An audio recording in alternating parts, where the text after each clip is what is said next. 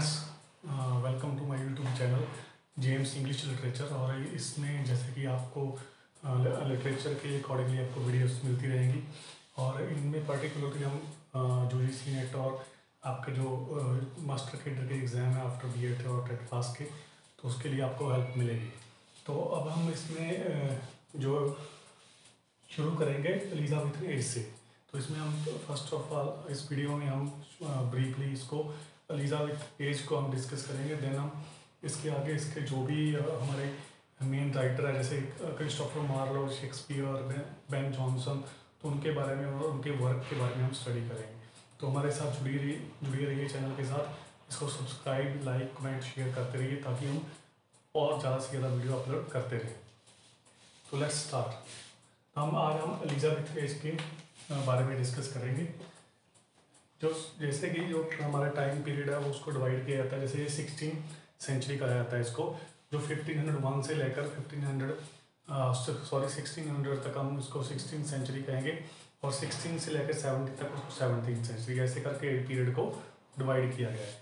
तो ये हमारी जो एलिजाबेथ एज थी और उस टाइम में कैसा लिटरेचर था उसके बारे में हम थोड़ा बहुत डिस्कस करेंगे। तो इस जो एज का टाइम पीरियड था ऑलमोस्ट 1550 से लेकर 1600 था। तो इसमें एलिजाबेथ एज इसको क्या कहा जाता है, ये इसलिए कहा जाता है क्योंकि इस टाइम पीरियड के दौरान, during that period of time, जो क्वीन एलिजाबेथ थी उस इंग्लैंड की, वो रूल कर रही थी। तो इसलिए इसको एलिजाबेथ एज कहा जाता है। और इससे इससे पहले क्या होता था, जिसमें क्या मतलब चेंजेस क्या है। इससे पहले जो चर्च था वो चर्च पे लोग पूरा कंट्रोल था पीपल्स पे, कंट्री पे कह लीजिए चर्च का पूरा कंट्रोल था। जो कम चर्च सही कहता था उसे सही, है जो गलत कहता था उसे गलत।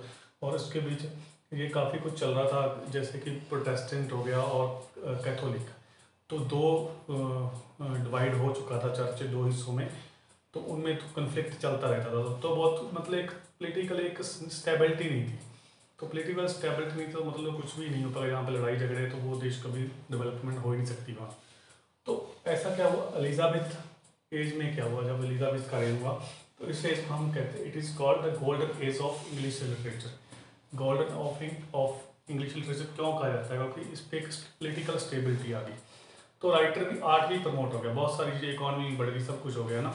जब तक एक कंट्री में सिविल वॉर या कन्फ्लिक्ट आते रहते हैं तो वो ज़्यादा डेवलप नहीं कर सकती। तो एलिजाबेथ ने क्या किया, एलिजाबेथ ने कंट्रोल किया ऐसा कुछ। तो उसमें जो लिटरेचर था, वो आर्ट था, वो फ्लरिश हुआ। तो इसलिए हम इसी एज को is called the golden age of English literature. तो गोल्डन एज कहा जाता है इसलिए। देन क्या हुआ, इसमें और भी कुछ चेंजेस आए, जैसे कि रनेसा मतलब मीन्स रीबर्थ। तो रीबर्थ किसका हुआ, जो पुराना आर्ट था, क्लासिकल आर्ट था, लाइक ग्रीक और रोम। तो ये लिटरेचर था, इसको फ्लरिश किया गया। जो बैक टाइम पे जो लिटरेचर एक बहुत ही बढ़िया लिटरेचर था, उसको रिकॉल किया गया जो राइटर्स ने और पेंटर्स ने आज भी। तो इसको हम एंड जो पेंटर थे इस टाइम के, जो लाइक मिशेल एंग्लो और लियोनार्डो दी विंसी, तो इन्होंने रनेसां मैन को प्रमोट किया। रनेसां मैन को प्रमोट किया क्योंकि उनकी पेंटिंग थी, उनमें जो मैन था उसको गॉड के साथ कंपेयर किया गया एक्टर। तो मतलब मैन को इन्होंने बहुत ज़्यादा प्रेफरेंस दिया अपनी पेंटिंग्स में। इवन कि जीसस क्राइस्ट और जो गॉड था उसको भी एक मैन के बीच ही दिखाया गया। तो वो एक मैन के बीच बैठा है। इनकी बहुत सारी ऐसी कुछ पेंटिंग्स आई है।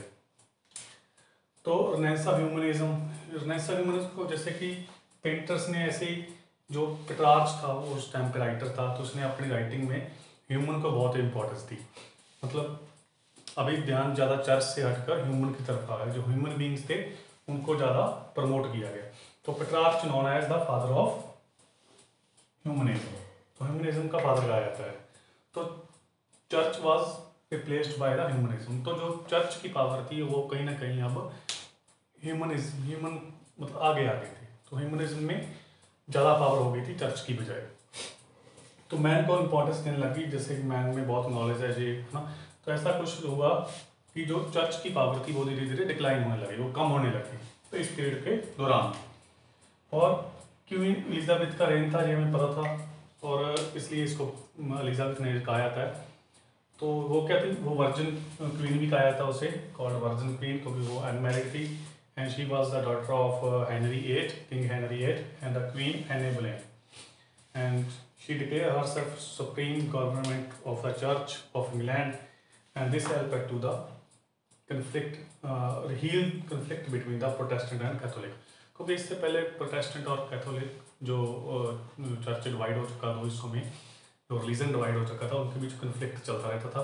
तो कभी प्रोटेस्टेंट का रेन आया था, रूल आया था, कभी कैथोलिक का। तो कैथोलिक प्रोटेस्टेंट को मारने लगते थे और जो प्रोटेस्टेंट है वो कैथोलिक को।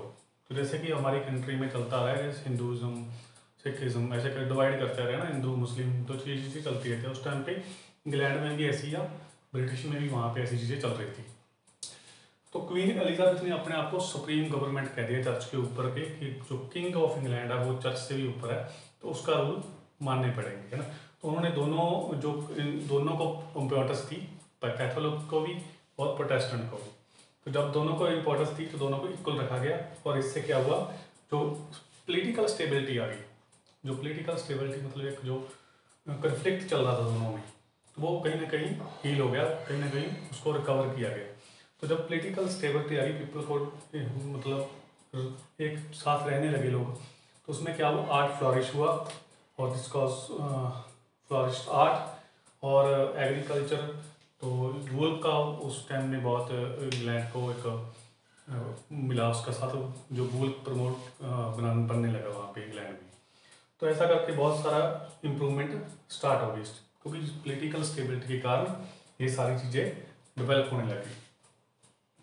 तो इसे एज ऑफ एक्सप्लोरेशन भी कहा जाता है। एज ऑफ एक्सप्लोरेशन का क्यों कहा जाता है, क्योंकि जब से पोलिटिकल स्टेबिलिटी और ये सारी चीज़ें होने लगी, मैन इम्पोर्टेंस हो गया, तो इन्होंने मैंने सोचा कि हम इससे इंग्लैंड से बाहर भी जाके देख सकते हैं क्या चल रहा है। तो उन्होंने बाहर जाना एक एक्सपेडिशन स्टार्ट कर दी। तो बहुत सारे नेविगेशन, मैप, स्कूल भी जो है वो डेवलप हुए, और ऐसे ऐसे करके बहुत सारी कंट्रीज़ की एक्सप्लोरेशन स्टार्ट हुई। कहीं ना कहीं जैसे कोलंबियस ने उसका अमेरिका की खोज की। जहाँ जो फर्स्ट एक्सपेडिशन स्टार्ट हुई थी वो पुर्तगाल से हुई थी। तो प्राग का प्रिंस हेनरी था, उन्होंने फर्स्ट एक्सपेडिशन स्टार्ट की थी इस पीरियड के दौरान। तो इनको प्रमोट किया गया, जो एक्सप्लोरेशन थी उसको बाहर क्या है दुनिया में और दुनिया कहाँ तक है, इस चीज़ को प्रमोट किया गया इस एज में। और स्टेशनरी रजिस्टर, और जब आर्ट फ्लॉरिश हुआ, राइटिंग हुई बहुत सारी, तो एक स्टेशनरी रजिस्टर वो भी कंपनी भी इस्टेब्लिश हो गई, जो एक किसी भी वर्क को उसका रिकॉर्ड रखती थी और उसे परमिशन देती थी पब्लिश करने के लिए। तो ये सारी चीज़ें ये हमारी एलिजाबेथन एज में हुई, एलिजाबेथ एज में। तो ये था हमारा एक छोटा सा अपना ब्रीफली इसका ओवरव्यू टाइप आप कह सकते हैं इसको, कि उस टाइम पे चल क्या रहा था, स्नैरियो क्या था इसका। तो इसके आगे हम नेक्स्ट वीडियो में क्रिस्टोफर मार्लो की हम उसके बारे में जानेंगे, और उनके जो भी वर्क थे उनके बारे में हम डिस्कस करते रहेंगे नेक्स्ट कुछ वीडियोज़ में। तो please subscribe the channel. Next videos के लिए आप चैनल को सब्सक्राइब कीजिए, और ये चैनल हम मास्टर केडर और यूजीसी नेट के लिए बहुत बेनिफिशियल होगा आपके लिए। Thank you friends.